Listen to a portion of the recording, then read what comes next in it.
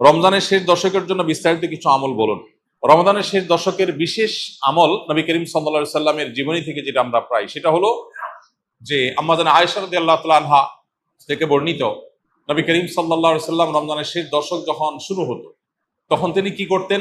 কানান নবী সাল্লাল্লাহু আলাইহি সাল্লাম ইদা দাখালাল আশর, রমজানের শেষ দশক যখন শুরু হতো, আহিয়া লাইলা, নাম্বার 1, তিনি রাত জেগে ইবাদত করতেন। অনেক মুহাদ্দিসগণ, অনেক হাদিস বিশারদগণ বলেছেন এর অর্থ হলো রাতে তিনি ঘুমোতেন না শেষ দশক।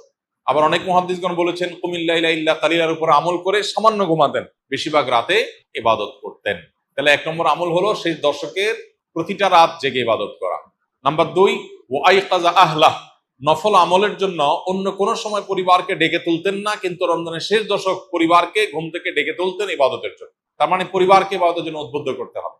3 নম্বর, ওয়াসাদ্দামি ইজারা, তিনি ইবাদতের জন্য কোমর বেঁধে নিতেন। কোমর বেঁধে নেওয়ার একটা অর্থ করেছেন অনেক হাদিস বিশারদ, স্ত্রী সহবাস থেকে দূরে থাকতেন।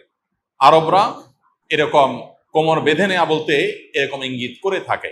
আবার অনেক মুহাদ্দিসগণ এর ব্যাখ্যা করেছেন যে কোমর বেঁধে নেওয়া মানে আমরা যেরকম বলি কোমর বেঁধে ইবাদত করা, কোমর বেঁধে নেমে যাওয়া কোনো কাজে, তার মানে সর্বোচ্চ মেহনত এবং পরিশ্রম সাধনা করতেন ইবাদতের জন্য। আর অন্য আরেকটি হাদিসে আসছে কানা ইয়াজতাহিদু ফীহি মা লা ইয়াজতাহিদু ফী গায়রি, নবীজি শেষ দশকে ইবাদতের জন্য এত বেশি পরিশ্রম করতেন, বছরে অন্য কোন সময় ইবাদতের জন্য এত পরিশ্রম করতেন না।